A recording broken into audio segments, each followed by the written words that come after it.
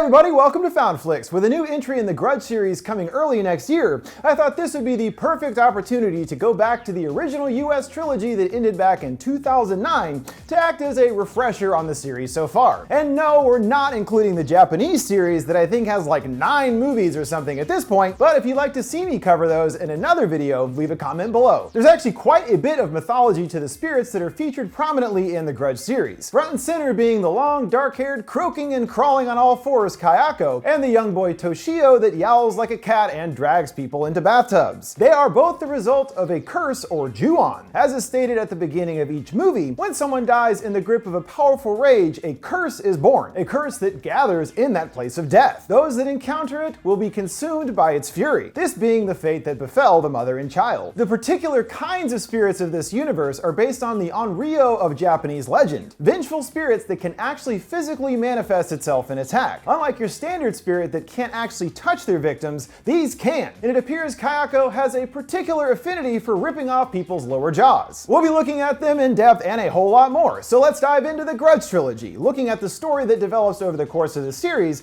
looking in depth at the spirits and their backstory, and explaining the endings of each, along with where we leave things off at the end of the third movie. Beginning soon after the tragic deaths of the Saiki family, we see some slightly connected fallout. The American professor Peter learning of what happened. He's overwhelmed with guilt and plummets over the side of the balcony and takes his own life, only understanding later his connection to the family. As we move on to 3 years after the murders and a new family has moved in, caretaker Yoko rides to the secluded house to take care of their ailing mother Emma, her hands covered in bloody tape. Drawn upstairs by some creaking noises, she hears thudding coming from the closet and peers inside, finding an attic crawl space, and climbs up searching around the cobweb-filled area, coming face to face with a terrifying white-faced woman, Kayako, who snatches her up into the darkness. We then meet our next unfortunate victim of the house's curse, nursing student Karen, who is given somewhat good news from her boss, played by producer Sam Raimi's brother Ted, bestowing her someone's case, which was Yoko's, who suddenly ain't around, not aware of what he's dropping her right into. She enters the house, and that's all it takes for the curse to become attached to her, finding the house in disarray, things strewn all over the floor, along with a distressed Emma, finding her not very talkative. She enters the same room Yoko was taken from, now tape all around the edges to keep the door closed, which must have been done by Emma to keep the spirits inside. But not knowing any better and hearing a cat yowling inside, she removes the tape, there finding Kayako's journal, and then a black cat Mar, along with young boy Toshio with a bandaged knee, the family's only child. He does look normal and not exactly ghostly, so she just assumes it's a regular boy, and begins flipping through his mother's journal, finding pictures of Peter inside,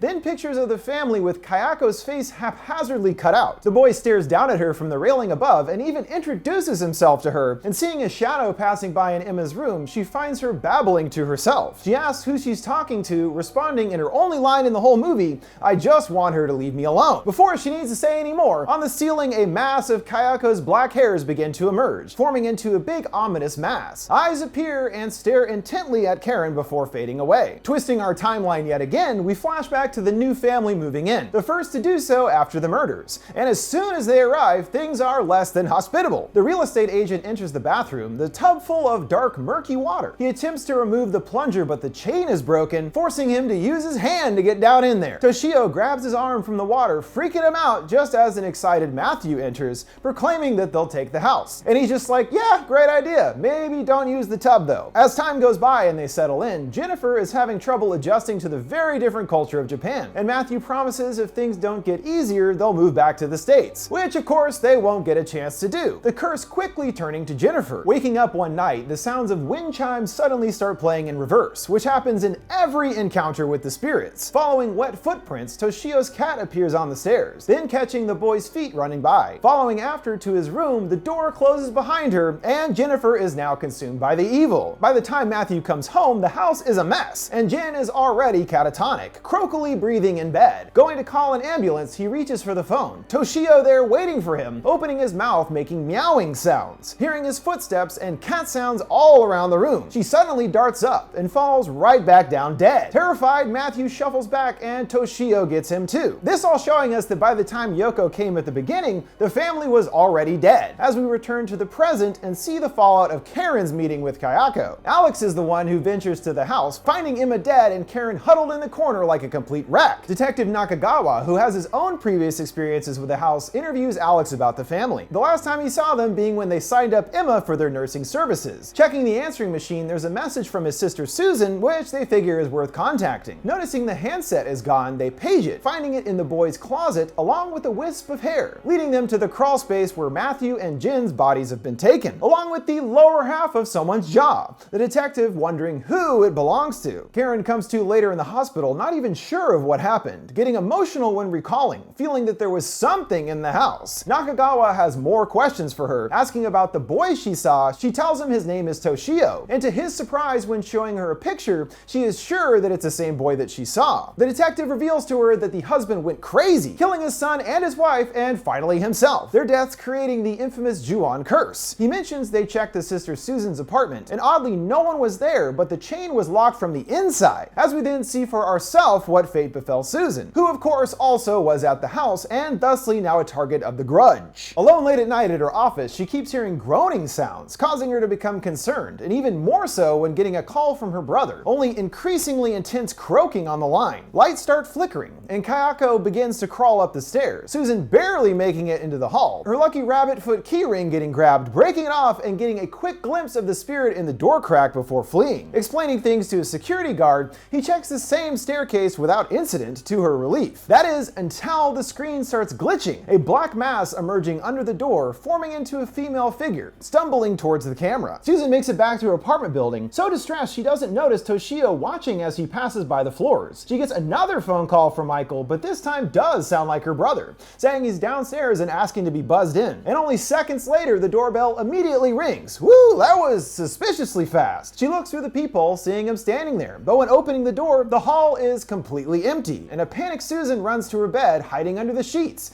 Yeah, I'm sure that'll make the monsters go away. Well, not so much. The rabbit foot that broke off earlier now in her hand, which means, you guessed it, she's not alone. The covers start moving on their own, lifting the sheets, seeing Kayako's face, dragging her under the sheets, and both disappear into nothing. Kayako keeps busy terrorizing Karen, including seeing her reflection in a bus window, or when in the shower, a hand reaching out from the back of her head, then turning her attention to another, Alex. About to leave the office, a woman downstairs slowly walks past him, who he realizes is Yoko, nearly slipping on puddles of blood on the floor. Asking her what happened, she stops in place, turning to face him and showing off that her lower jaw is missing, her tongue wagging around freely, Alex screaming bloody murder as he is the next to be killed in Kayako's ever-expanding victim list. Karen attempts to dig further into the family's history, coming across an article about Peter, and pays a visit to his widow in hopes of finding some kinds of answers to their potential relationship. She has no idea who Kayako is, but it becomes obvious she has been playing a silent yet important part of his life. Going through a box of pictures, in every single one, the same woman, an alive Kayako, is stalking somewhere in the background, looking longingly on while Peter lives his life unaware of her constant presence. And another flashback provides us with the full context of their relationship. Another teacher hands him a letter from Kayako, only knowing that she used to be in one of his classes, but has no idea who she is, putting the new letter in a stack with several others. So the two are connected in some way, although as we see, their potential relationship appears to be extremely one-sided. And Karen explains to the detective that he killed himself the day that Kayako died, and he's starting to understand the truth of their situation, remembering other detective colleagues of his who were investigating the original murders, and one by one all went mysteriously missing after visiting the house, which of course they both have been in as well. And he fills her in on the details about the curse. If someone dies in extreme horror or rage, their emotion remains behind, becoming a stain on that place, their death becoming a part of the place itself, killing everything that it touches,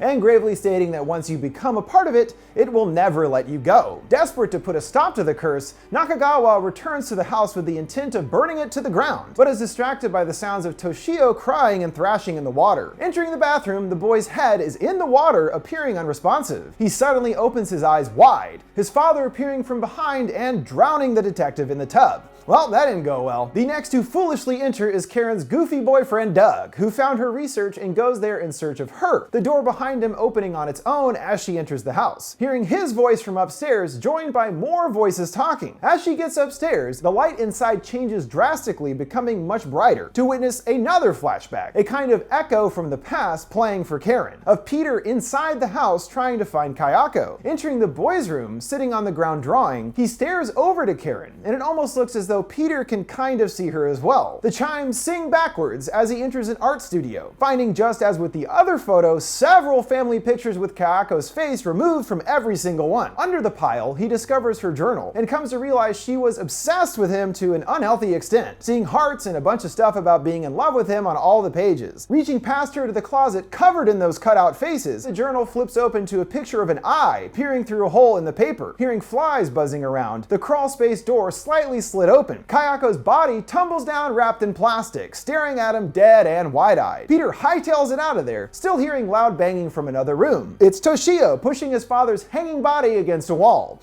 a bunch of hair seen covering the ceiling. Now we finally see for ourselves exactly what happened that night 3 years ago. The husband found Kayako's journal, including her very clear feelings for Peter, and he assumed she was having an affair that sent him into a violent rage and kind of caused him to completely snap. Trying to escape, she breaks her ankle, feebly crawling away. He grabs her by the hair, Toshio watching as we've always seen him do from the railing, witnessing his mother's neck getting violently snapped, croaking out as she slowly dies. Her death explains key aspects to her character. First, her broken ankle is what causes her to crawl around all weird all the time and walk in that strange manner as well. And the croaking is due to her neck being snapped in her death, these aspects carrying over with her to her spirit state. The same for Toshio, getting drowned in the bathtub, along with also slashing his cat's throat. So due to their concurrent deaths, we see this is why Toshio is connected with his cat spirit and makes all those weird yowling noises. But there's also the idea in Japanese legend that slain children become damned souls or strays, just like a cat, and even making cat sounds just as Toshio does. A bloodied Kayako eerily crawls down the stairs. Karen tries to drag Doug along with her,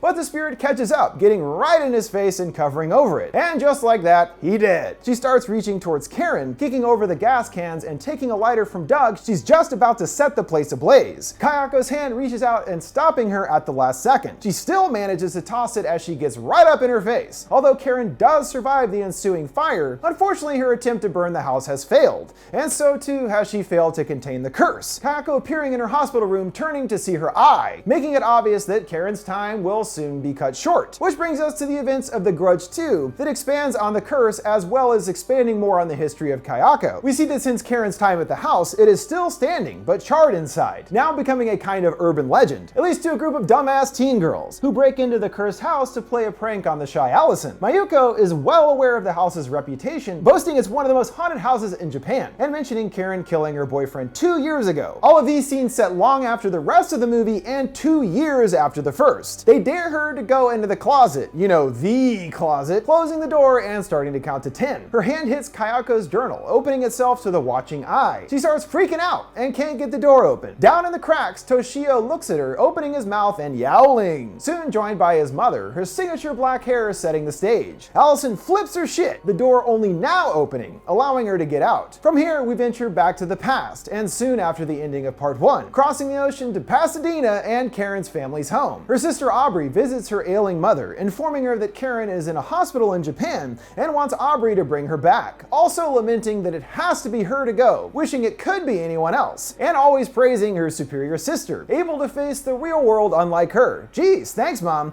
For some reason, she bears a lot of animosity towards Aubrey and greatly favors Karen, but it's not exactly clear why this is. Arriving at the hospital, a reporter Eason overhears her struggling to communicate and helps to translate for her. Karen is shocked to see her sister, especially as they haven't been speaking. Karen wants to get out of there now, but doesn't feel there's time to explain further. Her plan is foiled by orderlies coming and strapping her to the bed, whispering out to her sister to not go in that house. The lights start blinking, meaning those pesky spirits are around. Karen's struggling to get free. A hand grabs her, Kayako appearing behind the bed. She gets free and sneaks out, a bunch of employees staring in confusion, also including the spirit. Approaching a dead end, she hears more heavy breathing, the lights overhead shattering off, the spirit getting closer with each blink. Following through an under construction area takes Karen out to the roof, hearing the telltale croaking, and Kayako is there, grabbing her from behind. Down on the ground floor, Eason is trying to flag down Aubrey to talk, just as Karen plummets to the earth in a heap right next to them, horrifying them both. Oh well, sorry Karen, you can't escape that grudge. And as we come to see in our third set of plot points going on, the curse appears to be spreading to a whole new location, an apartment building in Chicago, Illinois. These scenes occurring after all of the stories that we've been been following so far. Trish is moving in with her boyfriend Bill and her kids Jake and Lacey,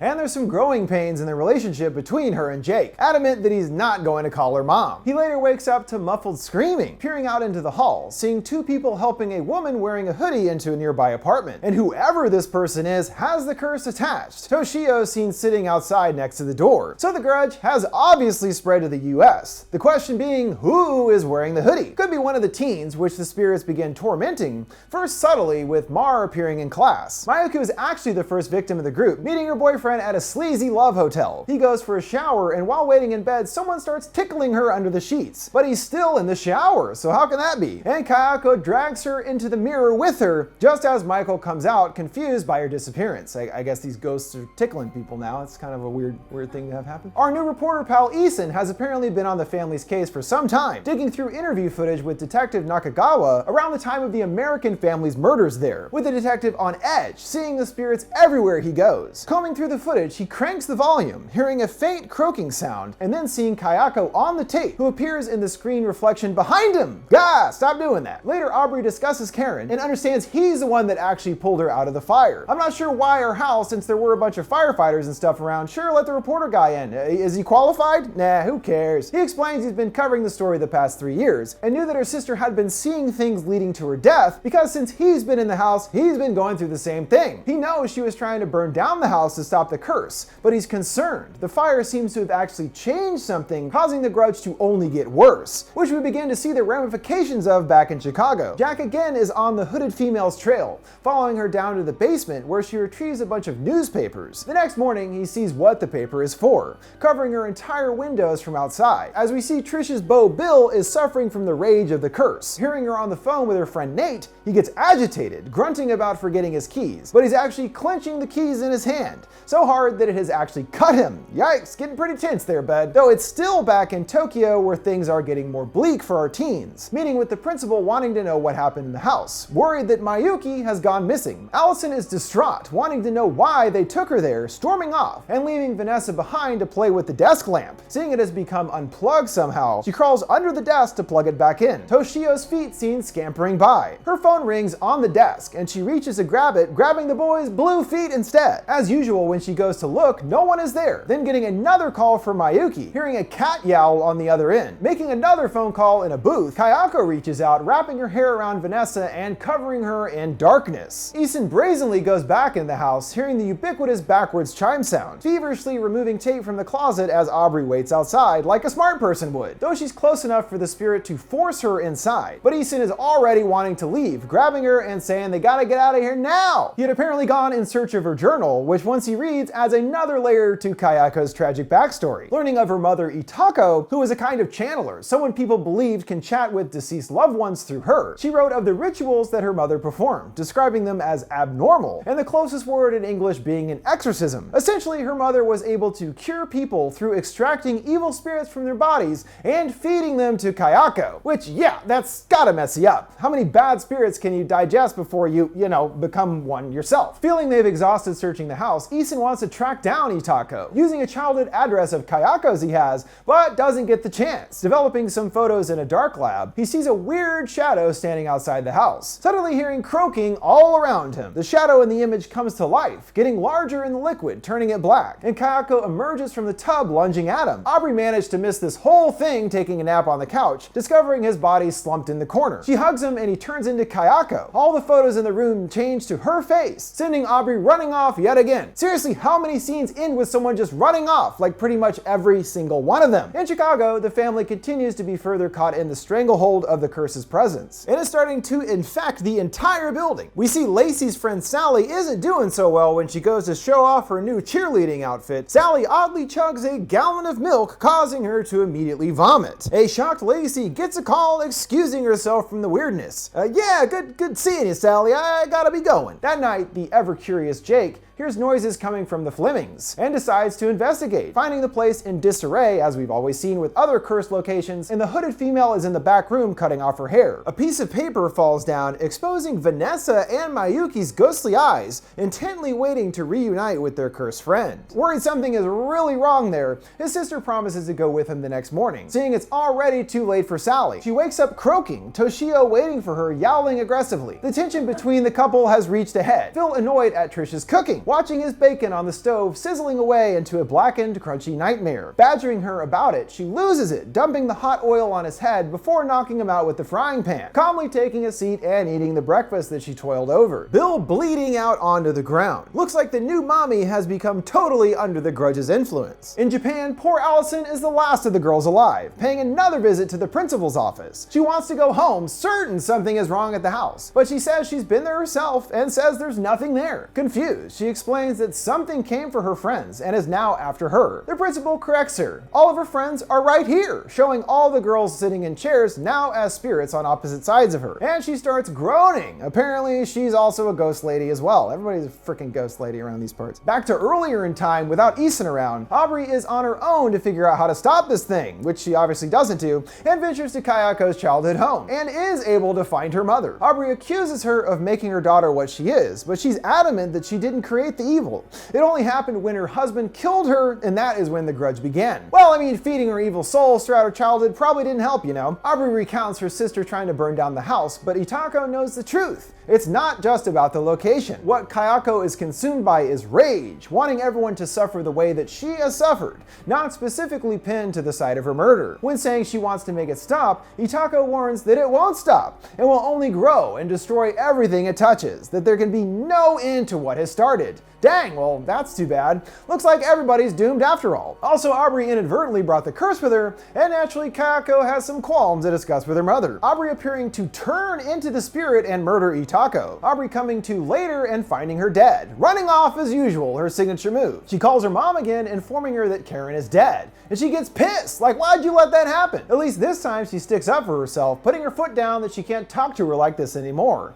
declaring that this has to end, and abruptly hangs up. Where to but back to the house? Sure, yeah, that always goes well. She yells out to the walls to stop the killing, then hearing her sister's voice calling out to Doug, the same echo of the past occurring we've seen before. Now with Karen back at the end of the first grudge, Aubrey foolishly follows her sister upstairs and into a room. There she witnesses another echo, the murders of Kayako and Toshio, and just as Kayako was taken out, Aubrey follows the same pattern, breaking her ankle while trying to escape and getting her neck snapped, still alive and croaking just as the spirit does as well, almost inheriting her place in the house. A normal looking Kayako appearing and bending down next to her as she dies. We then cut back to Allison in the closet, and instead of Kayako, it's a ghostly Aubrey that came down to get her. Seemingly now that she has someone to take her place in the house, Kayako is now free of being trapped in that one location. We switch back to Jake, where the curse has taken complete hold of his family, searching for his dad, eventually discovering his dead body. Hearing Lacey giggling in the bathroom, her head is dunked in the bathtub, looking pretty dead too. And there's finally Trish, all veiny-faced, little hands seen reaching out from behind her and drowning her. He encounters the hooded girl again, and her identity, which is pretty obvious at this point, is finally revealed. Our only remaining survivor of the teen girls, Allison, who apparently managed to make it all the way back to the States. However, as we also know, the curse is attached to her until her death,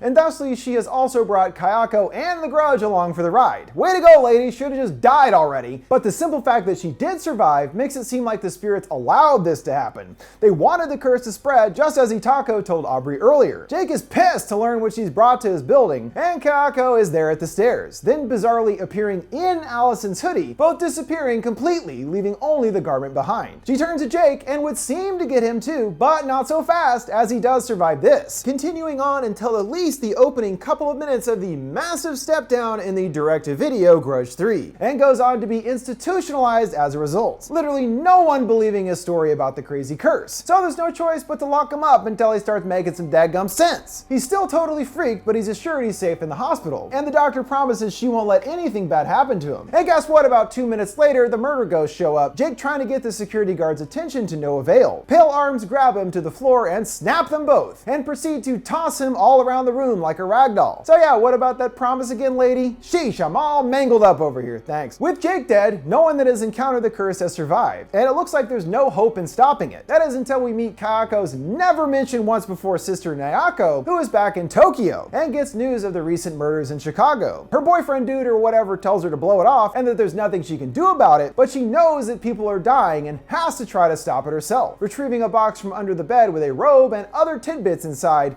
including what looks like Kayako's journal, and sets off to America. As we know, the curse has spread to an apartment building in Chicago, so you know what that means. Time to introduce a bunch of new dummies to get spooked by long-haired ladies. At the forefront is the family that acts as the manager for the apartment building, which after someone was just murdered there, unsurprisingly they're having some issues getting some places rented, with the brunt of the responsibility falling on older brother Max's shoulders, acting as de facto parent after their parents' deaths. Then there's his horned up younger sister who with her lunk-headed beau have made it in all of the empty apartments, and for some reason this time choose to christen Unit 305, Jake's family's former apartment and still crime scene.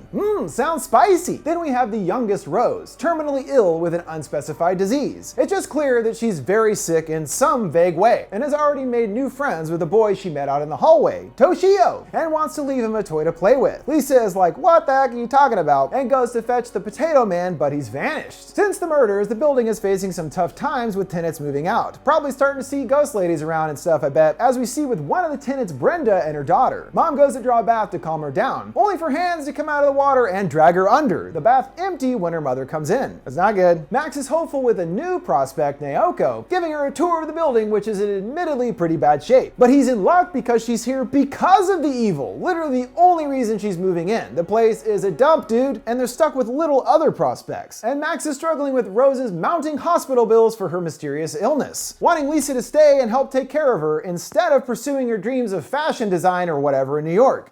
What sounds better? Far-fetched dreams in the big city or helping run a crumbling ghost building? Hard to say. Jake's former doctor, Dr. Sullivan, is also on the case, investigating his apartment. And when mentioning seeing a boy, Lisa considers it might be the same her sister saw, which she soon sees for herself. When Mr. Potato Head reappears, Toshio is there looking through the railing, but when she goes around the corner, he vanishes. His mother is busy elsewhere in the building, spooking another tenant, Gretchen. Doing some painting, she walks off and comes back finding red paint spilled all over the floor, claw marks and red on the picture. Sure looks like the spirits have it out for Rose specifically. Red paint handprints stalk towards her and then vanish. Another painting on the wall begins to seep blood that becomes dark hair. Kayako stepping out of the painting in the wall. Gretchen just kinda sits there screaming, not doing much, the spirit croaking upon her, getting all up in her business. As Toshio continues his forced friendship with little Rose, spooking her while playing with her dollies and causing her to have an attack, getting breathless. These encounters becoming dangerous, and soon her life is on the line, having to be hospitalized, her disease getting worse. Sullivan and Lisa do at least piece together the whole deal with the ghost family, but it's only in time for her to face the spirit's wrath. Kayako chasing her through the high security halls. Yeah, a key card. I'm sure that'll keep her out. It doesn't. Only now does Naoko choose to come forward to Lisa about the whole curse thing and why she's here. Geez, lady, what took you so long? People are dying over here. What have you been doing until now? Nothing. Turns out she was also a witness to their mother's weird exorcism things where Itako fed the bad spirits to Kayako. Her mom said it was no big deal, like, yeah, it's fine. But according to Nayako,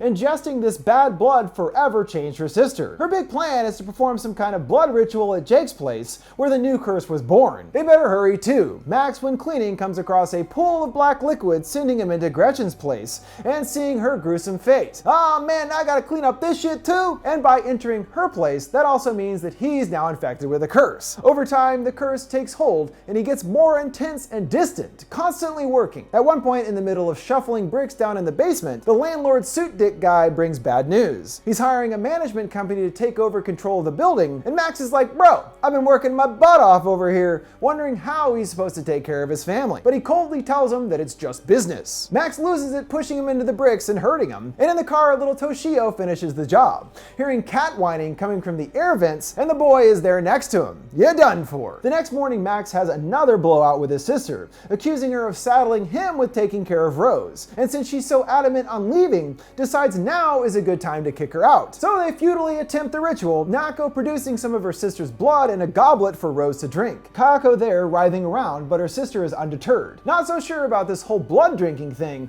the sisters leave, only to encounter a rage-filled Max, now filling the role of the murderous husband. He attacks Nako. She tries to reason with him, but the curse is too strong, killing her with a utility blade. Well, thanks for all the help, Nako. What would we have done without you? Kako descends upon Lisa and Rose in the bathroom, and Rose decides to go ahead and drink the blood, which does does cause the ghost to vanish mid-attack. Max also seemingly has snapped out of his rage, now aware of what he's done, falling to his knees in anguish. However, it's too late for his salvation. Naoko returning as a cursed ghost, blood pouring from her throat, leaning down to him and taking out a big old bite of his neck. So it looks like the blood ritual did work and there's no more curse. Well, I don't know, maybe it didn't at all. Although if it did work, wouldn't there be no more curse? And thusly I have no idea how her sister came back as a ghost. Regardless, the spirit of Kayako is still within young Rose, so well shit, we didn't really solve anything at all here, did we? So the curse is still out there and chances are is actually impossible to truly ever stop at this point, which brings us to the upcoming next entry in the series coming early next year, simply called The Grudge. Don't get too creative there, guys, but it's said to not be an entire reboot, but following another curse in the US, and features new curse victims, as we saw a bit of in the trailer, though we do at the very least know Kayako will still be involved in some capacity and could be the catalyst to the new curse. The new one does at least seem to be trying to expand things a bit compared to the diminishing returns the trilogy faced, and based on some of what I read about the effects in the new one,